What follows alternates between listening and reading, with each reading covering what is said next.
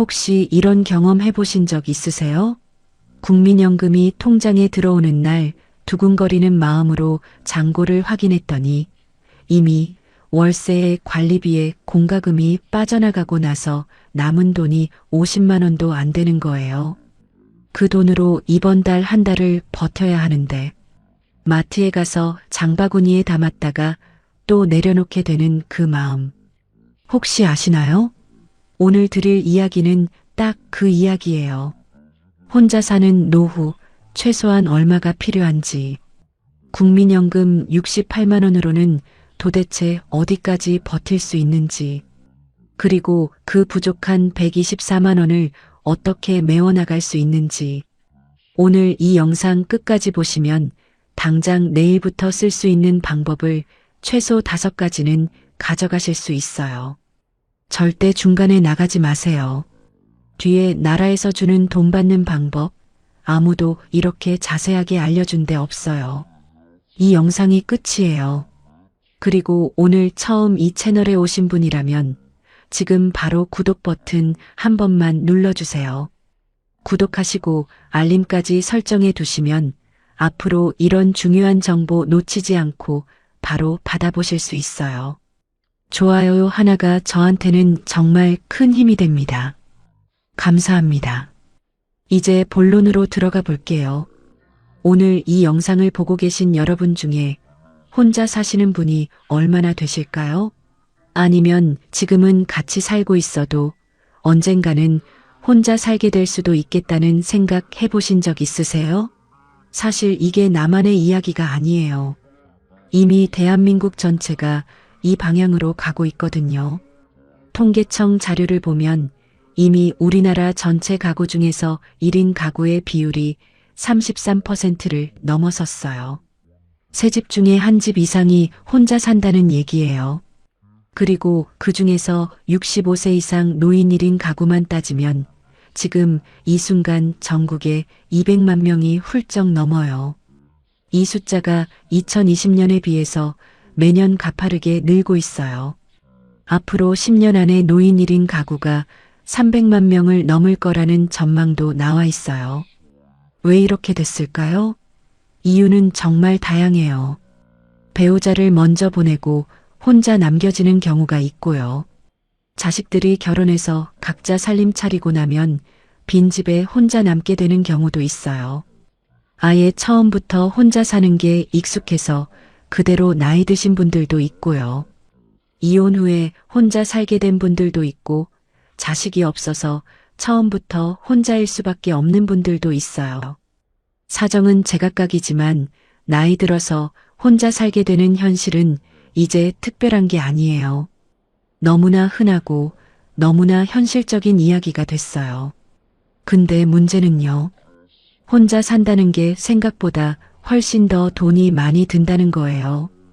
둘이서 살 때는 월세도 나눠내고 전기세도 나눠내고 밥도 같이 해먹으면 식비가 덜 들잖아요.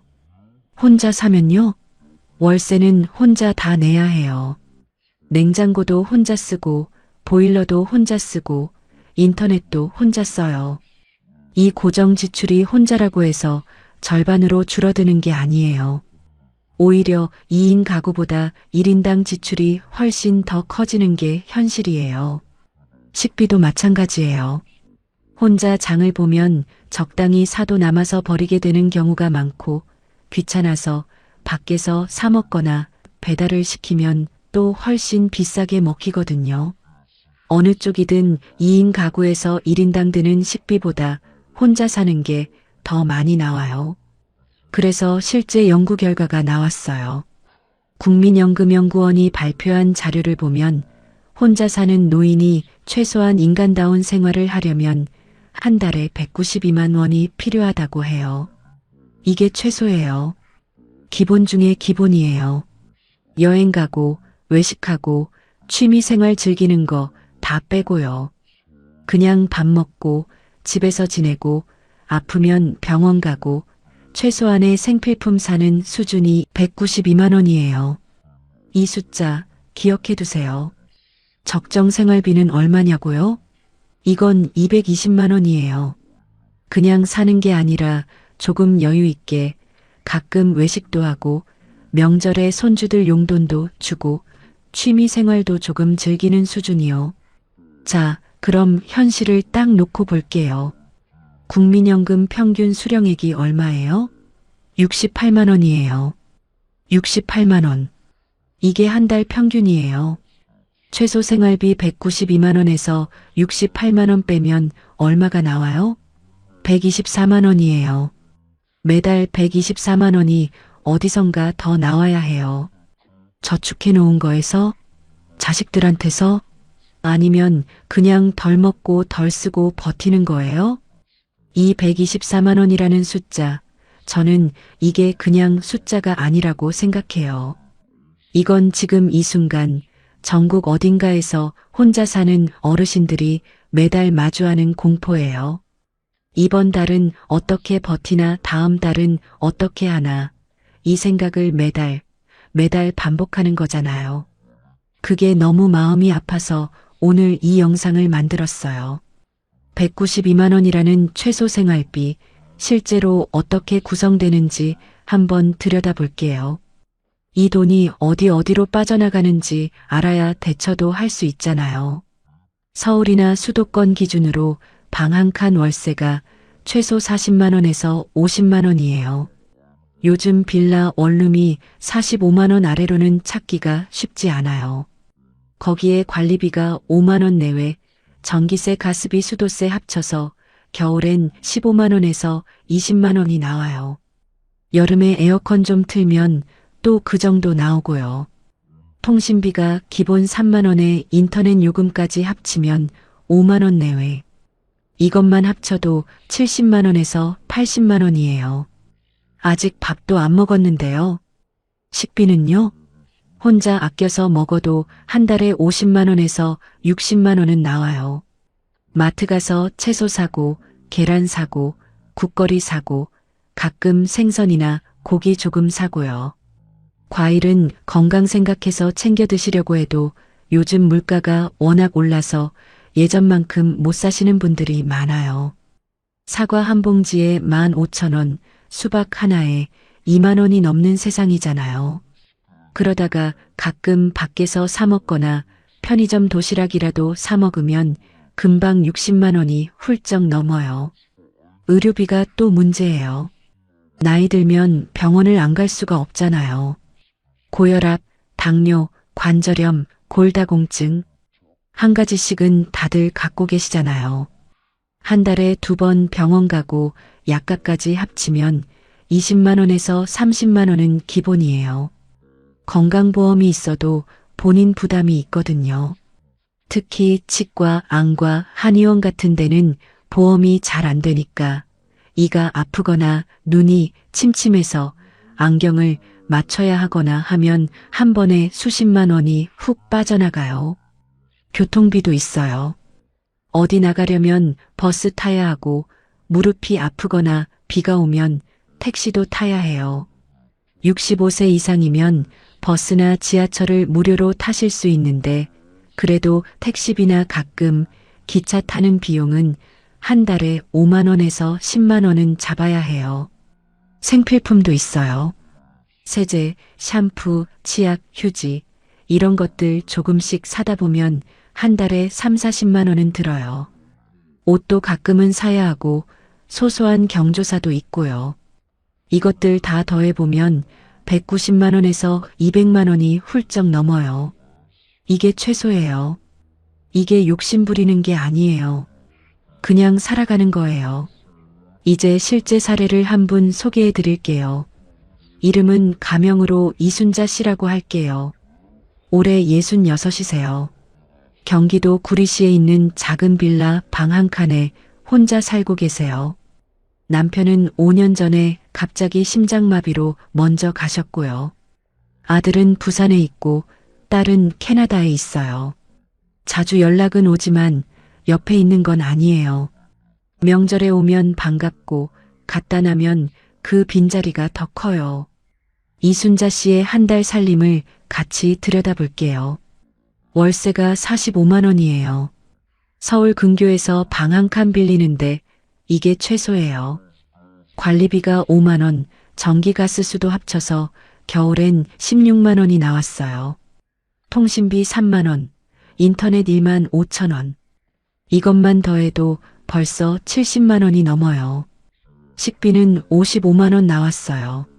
아껴 먹으려고 하는데 혼자 장 보다 보면 자꾸 남아서 버리게 되고 그게 또 마음이 아파요. 가끔은 그냥 편의점 도시락 사 먹을 때도 있어요. 그게 한 끼 4,000원, 5,000원이니까 하루에 사 먹으면 10,000원은 넘어가요. 의료비는 22만 원이 나왔어요. 고혈압이랑 무릎 연골이 닳아서 한 달에 2번 병원을 가거든요. 약값까지 합치면 그 정도예요. 지난달엔 이가 아파서 치과를 갔더니 한 번에 12만 원이 나왔어요. 보험이 하나도 안 되는 치료를 해야 해서요. 교통비 7만 원, 생필품이랑 기타 잡비 35만 원.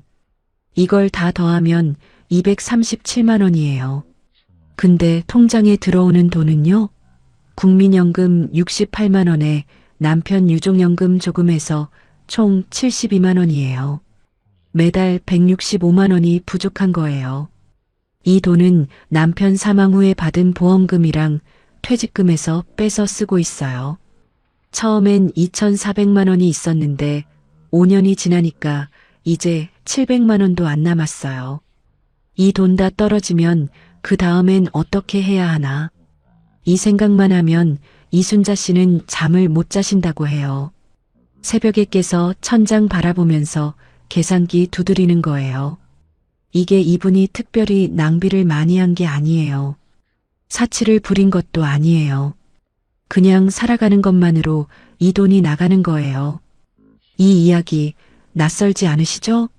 여러분 주변에 한 분쯤은 꼭 있을 이야기예요.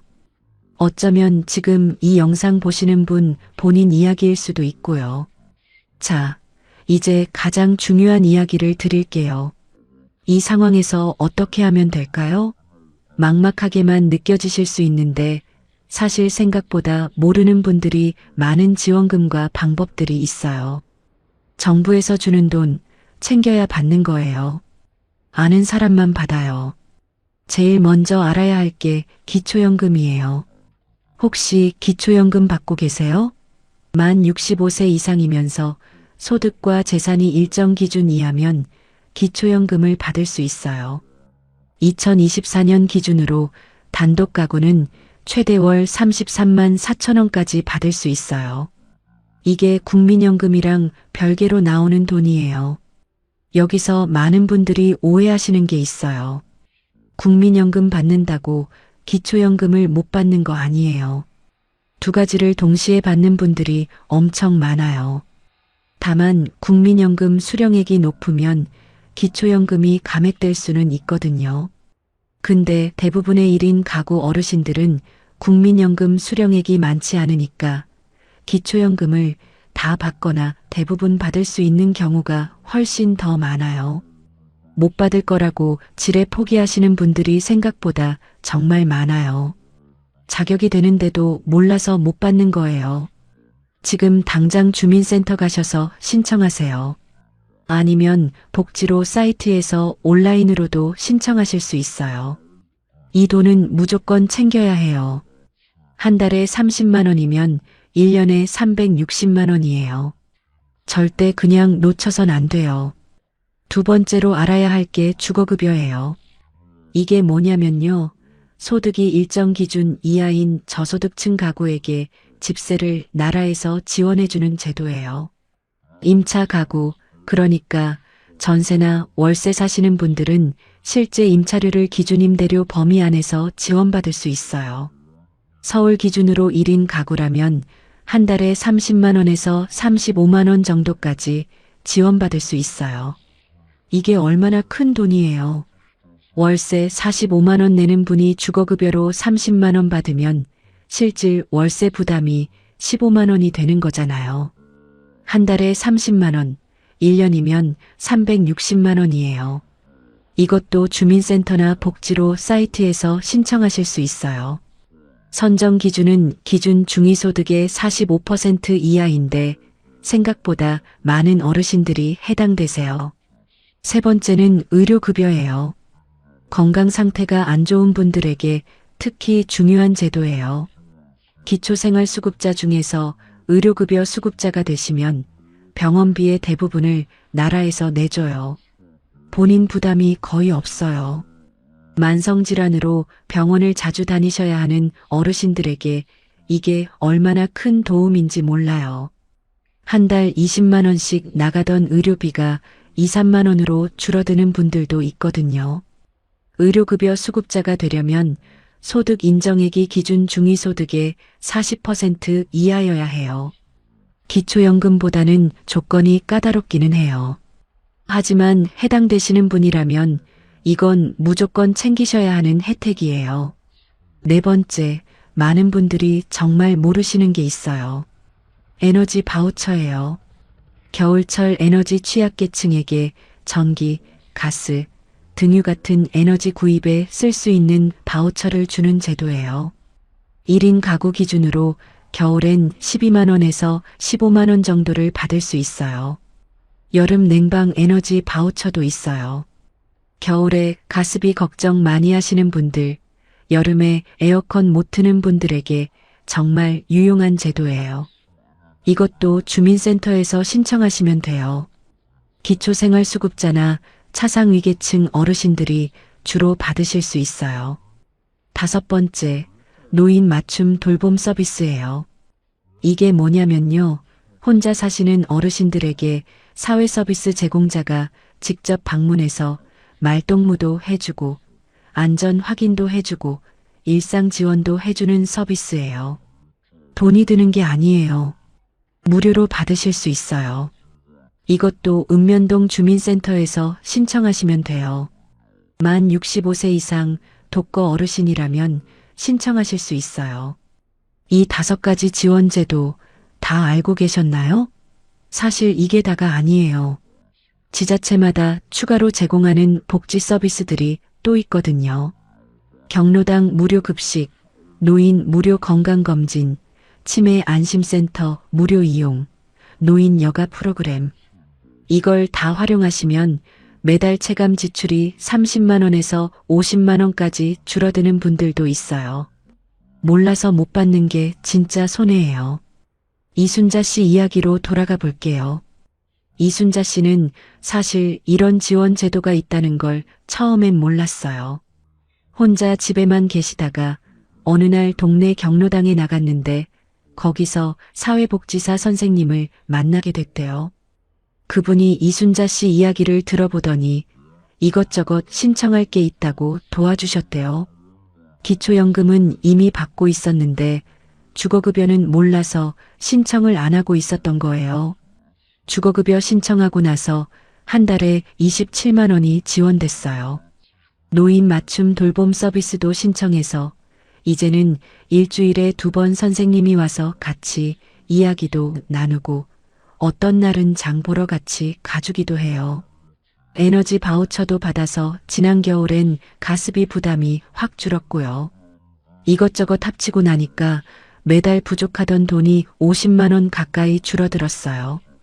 아직 부족한 건 맞아요. 근데 예전보다는 훨씬 나아졌어요. 이순자 씨 말씀이 이걸 좀 더 일찍 알았으면 좋았을 텐데 하고 아쉬워하셨어요. 그래서 제가 이 영상 만드는 거예요. 몰라서 못 받는 일 없어야 하잖아요. 이제 집 이야기를 해볼게요. 주거 문제가 노후에 가장 크게 다가오거든요.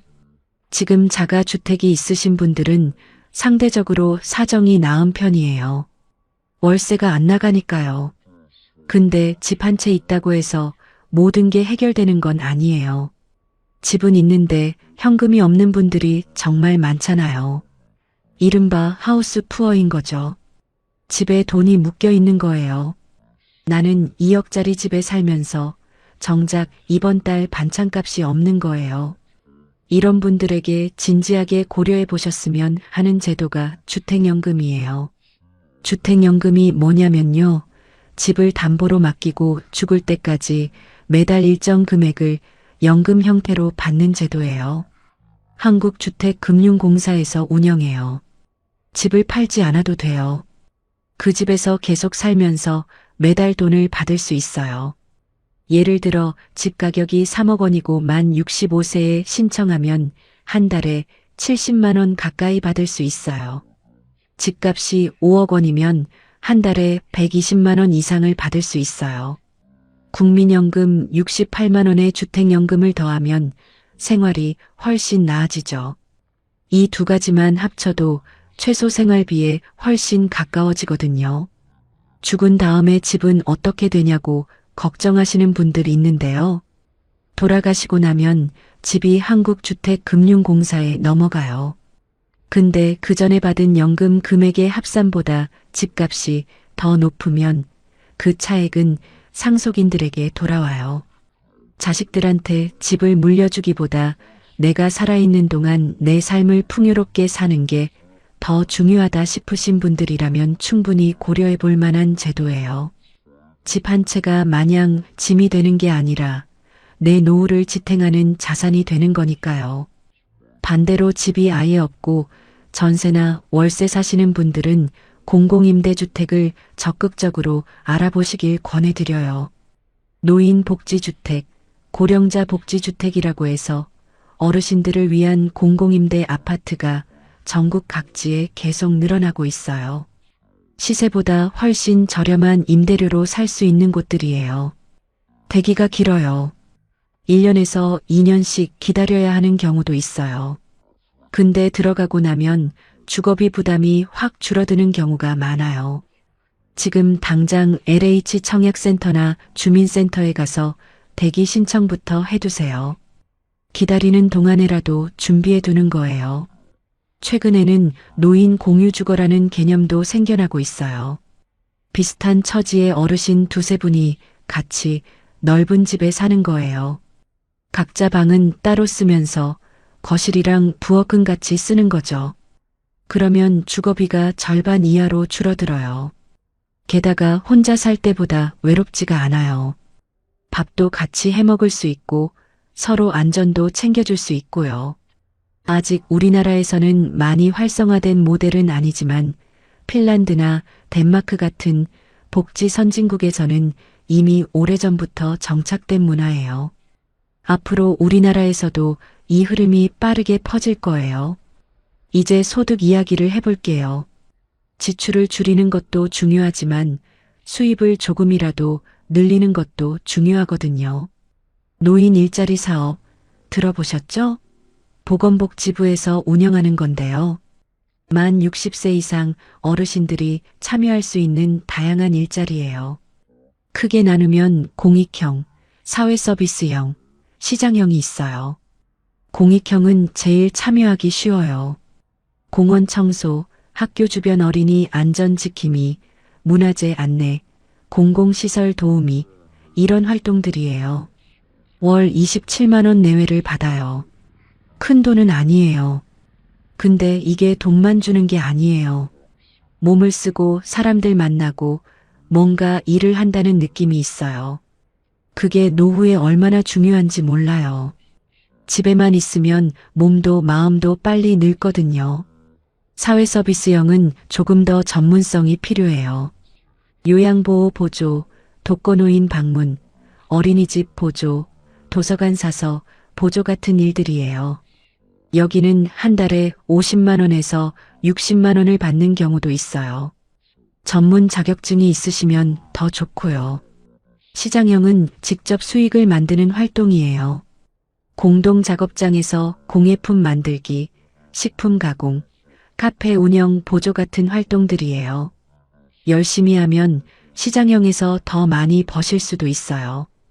이거 신청하려면 주민센터나 지역 시니어 클럽에 가시면 돼요. 매년 1월에서 2월 사이에 모집하는 경우가 많으니까 연초에 알아보시는 게 중요해요. 경쟁이 있기는 한데 매년 사업 규모가 늘고 있어서 많은 분들이 참여하실 수 있어요.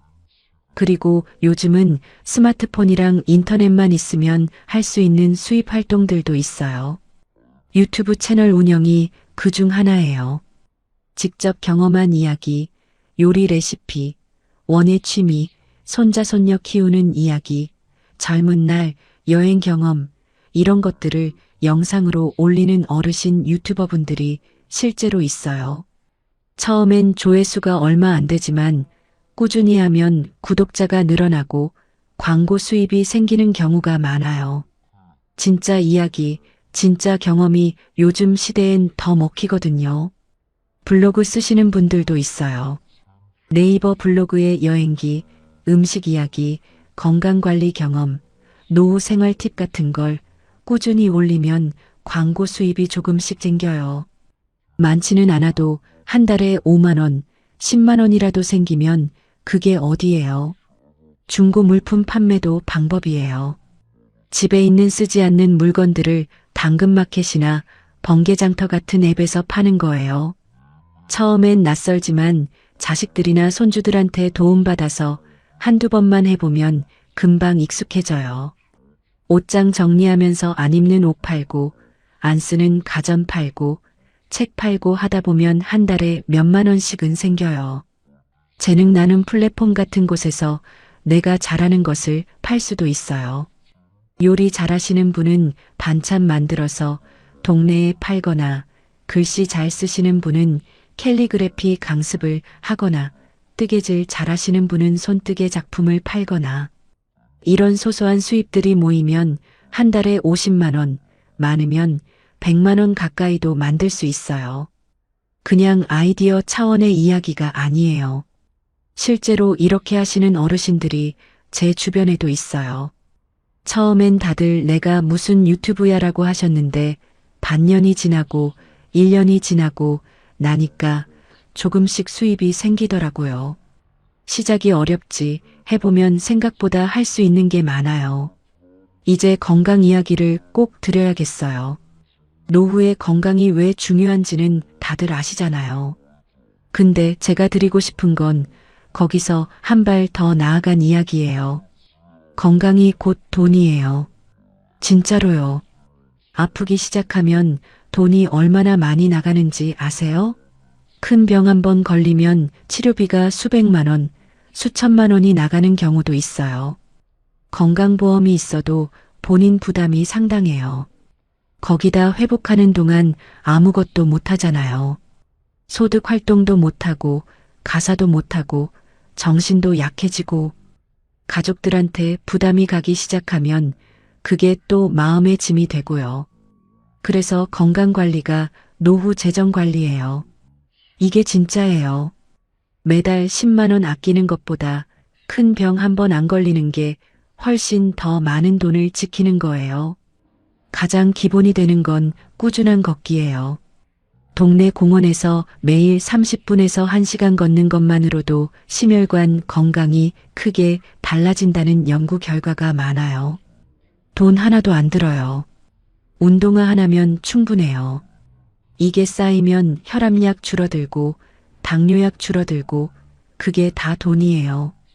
그리고 걷다 보면 기분도 좋아지고 밥도 맛있게 먹히고 잠도 잘 자지거든요. 이 세 가지만 잘 돼도 몸이 훨씬 좋아져요. 두 번째는 정기 건강검진이에요. 국가암 검진이랑 건강검진을 꼭 받으세요. 무료로 받으실 수 있어요. 1년에 한 번씩 해주는 건강검진을 빼먹는 분들이 생각보다 많아요. 귀찮아서, 무서워서, 별거 아니겠지 싶어서. 근데 이게 얼마나 아깝고 위험한 건지 몰라요. 암 초기에 발견하면 치료비가 수십만 원이에요. 늦게 발견하면 수천만 원이 들어요. 조기 발견이 생명을 살리는 동시에 가족의 재산을 지키는 거예요. 세 번째는 마음 건강이에요. 혼자 사시는 분들이 제일 힘들어 하시는 게 외로움이에요. 이 외로움이 오래되면 우울증이 오고, 우울증이 오면 면역력이 떨어지고 몸도 따라서 나빠지는 게 의학적으로 밝혀진 사실이에요. 이게 다 연결되어 있어요. 그래서 사람을 만나는 게 진짜 중요해요. 경로당, 복지관, 종교시설, 동네 주민 모임, 어디든 좋아요. 일주일에 한 번이라도 밖에 나가서 사람 얼굴 보고 이야기 나누는 게 의료비를 줄이는 방법이에요. 사람이 사람을 살리거든요. 전화를 자주 하는 것도 좋아요. 자식한테도 하고, 오래된 친구한테도 하고, 동생한테도 하고, 먼저 전화하기가 왠지 미안하다, 패 끼치는 것 같다 하시는 분들이 있는데 전혀 그렇지 않아요. 오히려 먼저 연락하면 반가워해요. 요즘은 스마트폰으로 영상 통화도 쉽게 되니까 가끔 얼굴 보면서 이야기 나누는 것만으로도 마음이 많이 달라져요. 취미를 갖는 것도 정말 중요해요. 돈 드는 취미 말고요. 집에서 화분 키우기, 그림 그리기, 글쓰기, 유튜브 보기, 책 읽기, 라디오 듣기, 이런 것들이 뇌를 활발하게 해주고 치매 예방에도 도움이 된다고 해요. 심심하지 않으면 과식도 줄어들고 충동 소비도 줄어들어요. 마음이 채워지면 물질로 채우려는 욕구가 줄어드는 게 사람이에요. 이제 50대 분들한테 특별히 드리는 이야기예요. 아직 노후가 멀었다고 생각하시는 분들, 지금부터가 진짜 제일 중요한 시기예요. 50대는 아직 경제 활동을 하고 계신 분들이 많잖아요. 이 시기에 준비하지 않으면 나중에 이순자 씨처럼 되는 거예요. 반대로 이 시기에 잘 준비해 두면 60대, 70대에 훨씬 여유로워질 수 있어요. 제일 먼저 국민연금 가입 기간을 최대한 늘리세요. 국민연금은 납부한 기간이 길수록 더 많이 받아요. 지금 납부하고 있다면 계속 유지하세요. 혹시 중간에 끊겼거나 임해 가입이 가능한 상황이라면 지금이라도 다시 시작하는 게 좋아요. 임해 계속 가입 제도도 있어요. 60세 이상이어도 최대 65세까지 계속 납부할 수 있는 제도예요. 납부 기간을 늘려서 더 많이 받을 수 있어요. 두 번째, 개인연금을 지금 시작하세요. 연금저축펀드나 IRP 계좌를 통해서 세액공제도 받고 나중에 연금으로 받을 수 있는 돈을 미리 쌓아두는 거예요. 50대라도 10년 이상 납부하면 나중에 충분히 의미 있는 수령액이 생겨요. 세액공제도 받으니까 당장 절세 효과도 있어요. 세 번째, 지금 살고 있는 집, 생활비에 맞게 조정해 보는 것도 고려해 보세요. 자식들이 독립하고 나서 넓은 집에 둘이 혹은 혼자 계신 분들이 많잖아요. 그 집을 조금 작은 곳으로 옮기고 남은 돈을 노후 자금으로 굴리는 방법도 있어요. 다운사이징이라고 하는데 이게 단순히 집 줄이는 게 아니에요. 삶을 재정비하는 거예요. 공간이 줄어드는 대신 삶의 여유가 생기는 거니까요. 네 번째, 가족이랑 노후에 대해 솔직하게 이야기 나눠보세요. 우리나라 분들이 돈 이야기, 노후 이야기를 가족 사이에서 잘 못하시는 경우가 많아요. 근데 이게 미리 나눠져 있어야 나중에 서로 당황하지 않아요. 나는 나중에 이렇게 살고 싶다. 이 정도 비용이 들 것 같다. 이런 이야기를 자식들이랑 한 번쯤은 해두셔야 해요. 가족이 다 해결해 줄 순 없지만 서로 상황을 알고 있으면 뭔가를 같이 생각해 볼 수 있잖아요. 지금 70대, 80대 어르신들도 너무 늦었다고 생각하지 마세요. 지금 당장 주민센터 가셔서 내가 받을 수 있는 지원이 뭔지 물어보는 것부터가 시작이에요. 아는 게 힘이에요. 모르면 못 받는 거예요. 오늘 이 영상 보셨으면 내일 주민센터 가보세요. 진짜로요. 전화 한 통이면 돼요. 혼자 가기 어려우시면 가까운 자식이나 동네 분한테 부탁하셔도 돼요. 우리 주변엔 생각보다 도움 주고 싶은 사람들이 많아요. 혼자 산다는 게 무섭고 외로운 것만은 아니에요. 나 자신을 위해 선택할 수 있는 자유이기도 해요. 내가 먹고 싶은 걸 먹고, 내가 자고 싶을 때 자고, 내 페이스대로 하루를 살아가는 것. 그 자유를 제대로 즐기기 위해서는 기본적인 경제적 안정이 필요해요. 그리고 그 안정은 지금 아는 것부터 시작돼요. 이순자 씨 기억하세요? 처음엔 700만 원도 안 남아서 막막하셨는데 이제는 주거급여 받고 노인 일자리 사업도 참여해서 매달 27만 원 받고 계세요. 경로당에 나가서 사람들이랑 어울리니까 외로움도 훨씬 줄었대요. 완벽하지는 않지만 살만하다고 하세요. 그리고 그 살만하다는 말이 저한테는 정말 다였어요. 오늘 이야기 어떠셨어요? 숫자들이 좀 무겁게 느껴지셨을 수도 있어요. 192만 원, 68만 원, 124만 원. 이 숫자들이 현실이에요. 근데 이 현실을 외면한다고 해서 바뀌는 건 없어요. 오히려 알고 준비하는 사람이랑 모르고 있다가 맞닥뜨리는 사람 사이에는 나중에 엄청난 차이가 생겨요. 여러분은 오늘 이미 알게 됐어요. 그게 시작이에요. 오늘 당장 딱 하나만 해보세요. 주민센터에 전화 한 통, 기초연금 신청 여부 확인, 주거급여 자격 조회. 딱 하나만요. 오늘 영상에서 하나라도 건져가셨다면 그걸로 충분해요. 다음 영상에서는 노후에 받을 수 있는 정부 지원금을 더 자세하게 사례별로 정리해 드릴게요. 기대해 주세요. 오늘도 끝까지 함께 해주셔서 진심으로 감사드립니다.